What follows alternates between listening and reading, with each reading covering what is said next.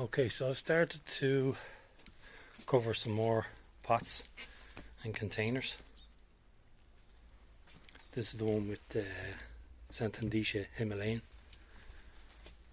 and Colocasia Jack's Giant. So I've less space above it and around it for the air to circulate.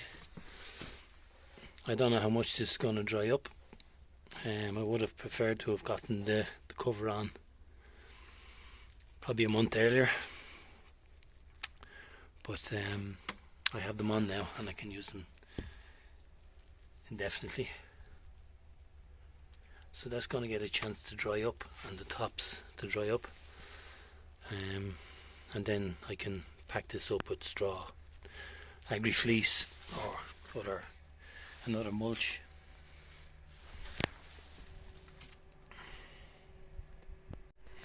Okay, so I had banana here and a banana there. That was the Mekong Giant, and this one was the Musa Sikamensis. And just with the size of them, I decided to take them out and pot them up.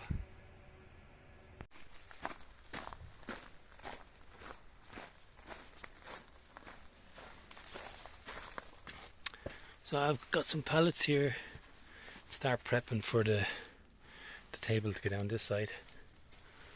But here I had the Mekong Giant, and it's about 2 feet tall to this point, so it should do well in the pot here. And the rest of them are starting to slow down. This is the Sikamensis. It's about 2 feet as well, and since they've come into the tunnel, I think they've, just a little bit of extra heat, and they're drying up.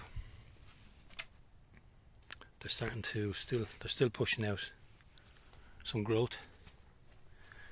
This is another Musa Sikamensis that I took out of the bed over at the main clump of pseudostems, which I'll be leaving in the ground outside.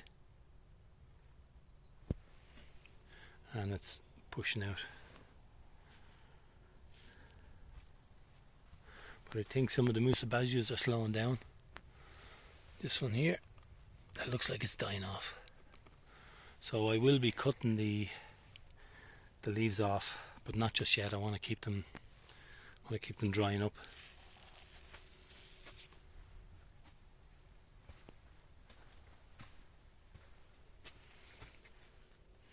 Here's an Negentium. It hasn't done anything.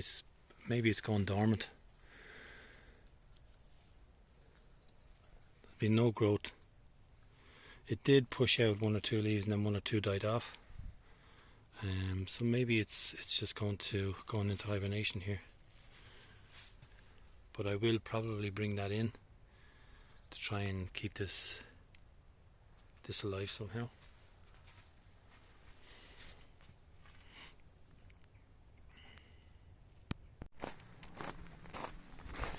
So here's Metapanax Delavayi.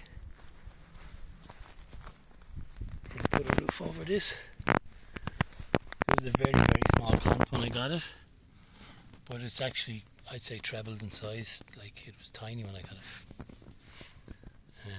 but it's definitely growing, and seems to be multi-stem. Coming up. So just going to help it keep it dry. And here's Schefflera Delavayi. That was very slow after I planted it up, but now it's branching out. Lots of branches, lots of big long leaves. So just put the top over that as well.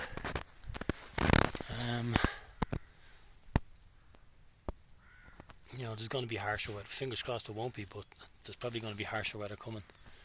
I can pack it in with leaves, and they should dry out underneath, or I can use any kind of mulch, and then I could wrap it with fleece as well. But just with the covers, keep the rain off, stop them getting soaked.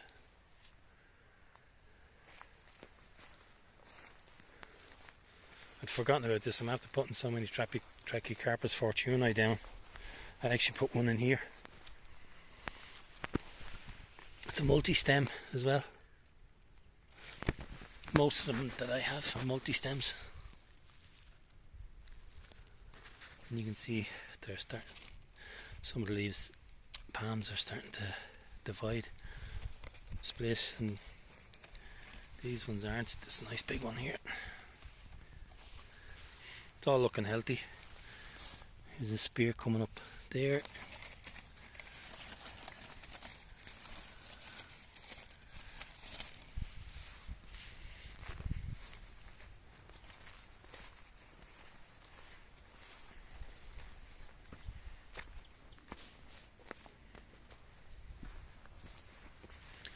And the last of the agave that I've covered, another small one here, Mediopicta alba.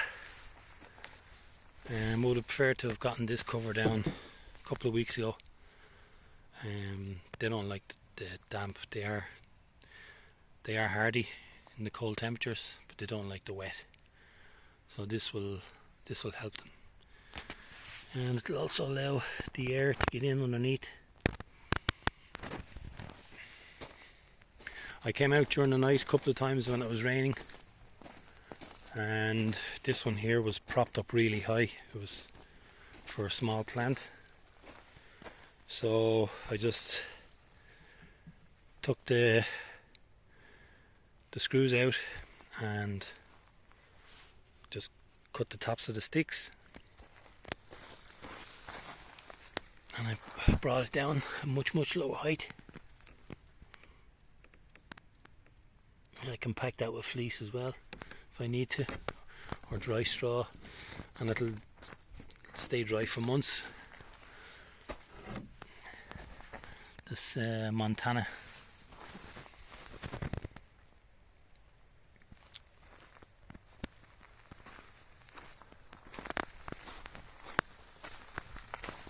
But during the rain I found that the centres were dry, so covers are working.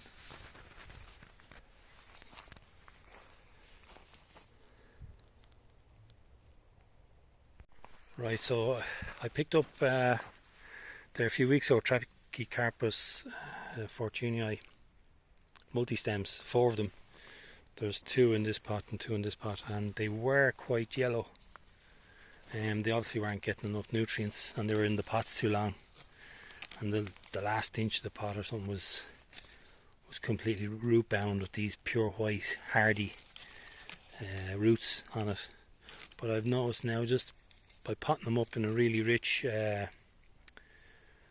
composted manure that I use, I didn't water them in or anything, just left them out in the rain, and they're starting to green up, so they're obviously pulling nutrition into the plants. This one's a little bit more, there is some green starting to come into it.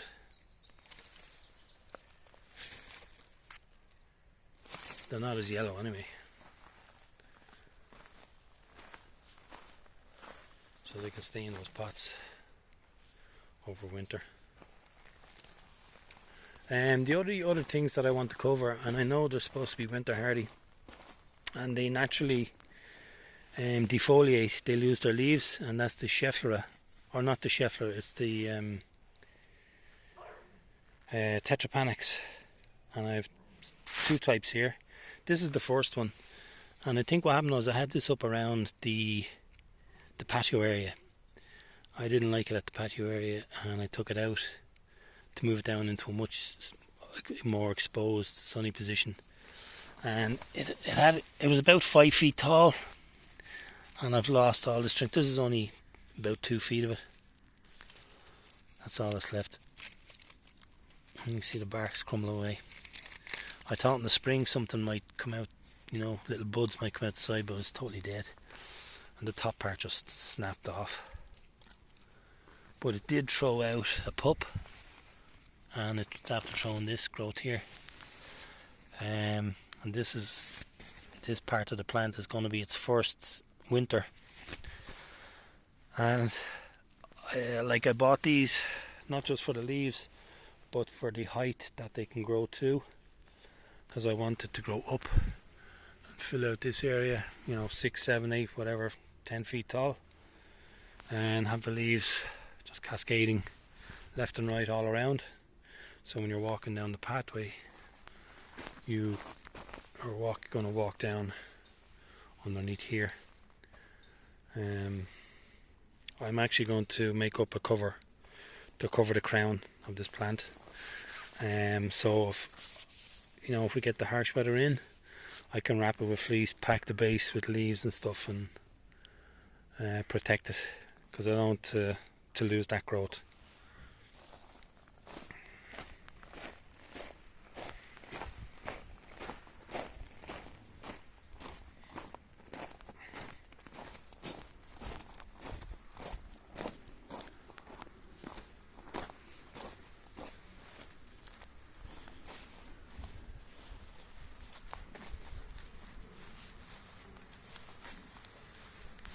And these are after getting huge, after spreading out really huge.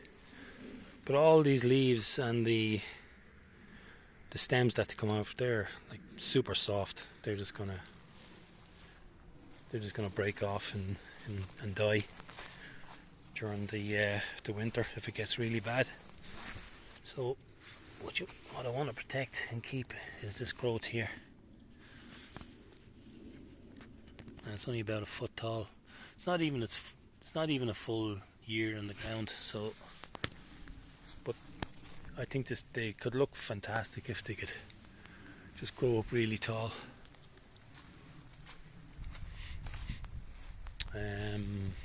That one is the pup off the one outside I just showed you. This is the new one, steroidal giant, and they're pretty much the same.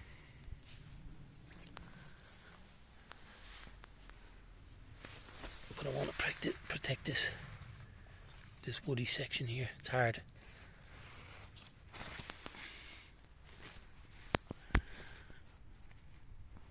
Don't see any pups coming up.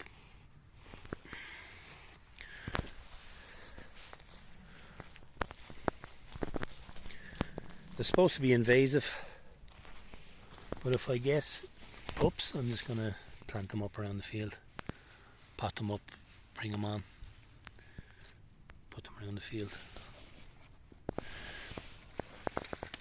Keep all these nettles out.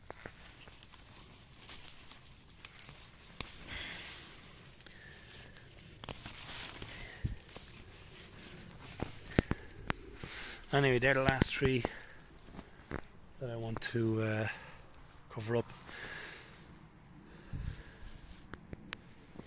I also have some very, very tall eucalyptus trees that I need to stake. So I'm going to be cutting some hazel in the little wood here. I think this is Weymouth pine. I have a few of these, another one over here. Lovely branching leaves.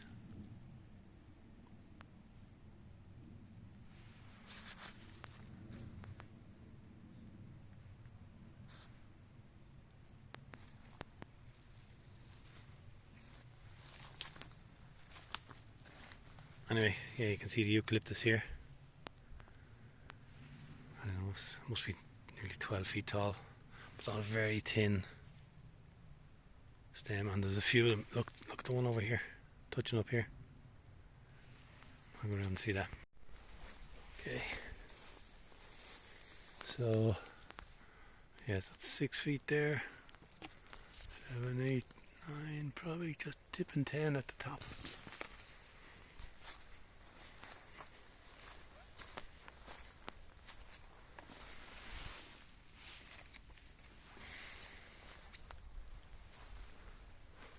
This one's a lot stouter. So 6.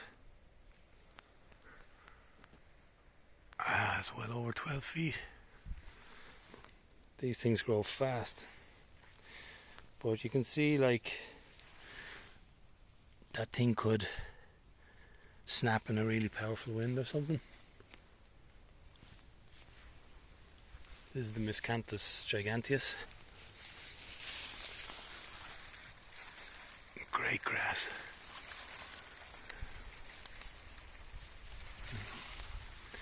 I cut out some of these off these plants and put the transplanted bits of them up along the tunnel there. This is the Trachycarpus Eucalyptus. Coccifera, Mount Wellington peppermint, 18 meters max height. Yeah, look, that's gone.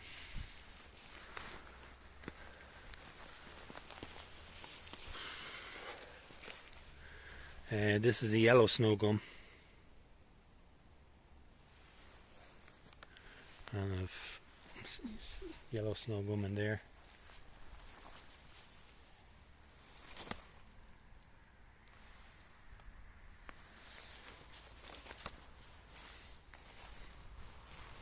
Actually, there was a yellow snow gum there, and this is actually it. I transplanted it. See the last bit of green on the leaf? I transplanted it because the Coccifera had died. These are obviously much slower growing than the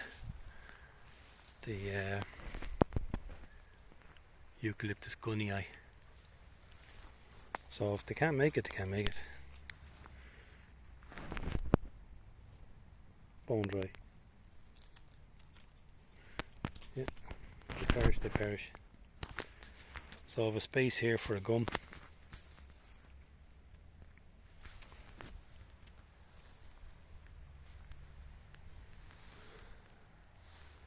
The glaucous leaves are lovely.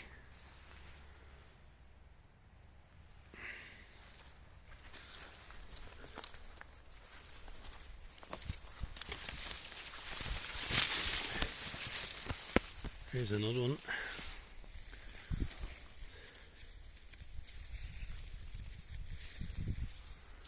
It's over 6 feet tall.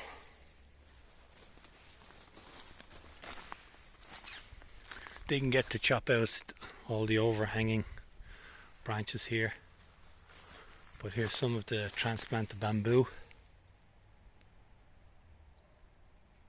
And it just took off straight away. No dieback. Here's the other yellow gum. It looks super healthy. It's another bamboo. Could be Shen's Boston or the Missigeri. Not too sure.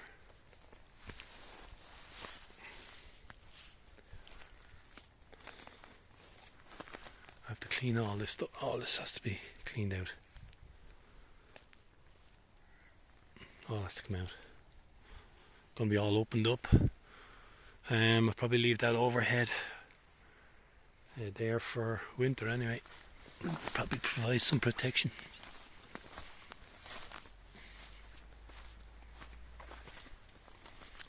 Here's more of the transplant.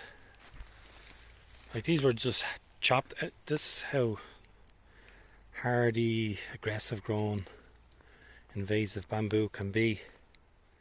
Like, you can see these are sizable stems, and no dieback whatsoever. Just chopped the chunks out of the neighbour's garden, and It's over 20 feet. The minute it hit the soil, it just took off. I have to clear out all this area. What I'm going to do with this area, when I clear out the ditch here and underneath, I can use this for storage area for barrels and the clear sheets that I'm using at the moment now for protecting the plants, or the agaves and stuff. They can all go in here.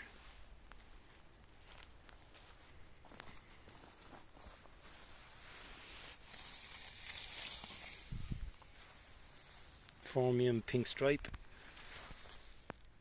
It's doing alright there.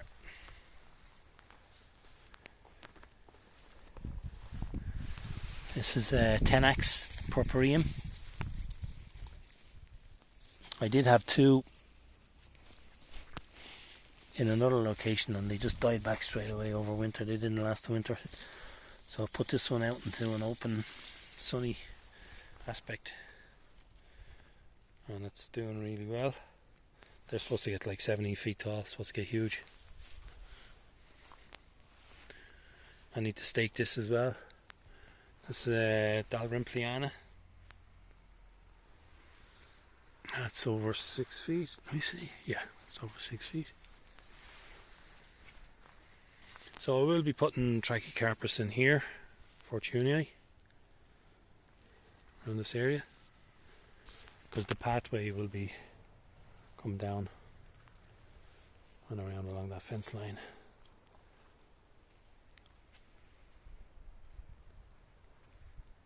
Back up around.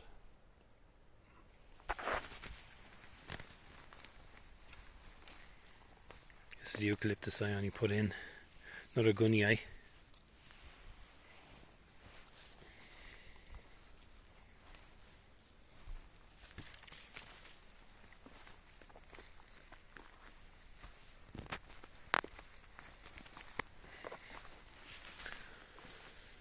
Now, got to work at these nettles. Not looking forward to this.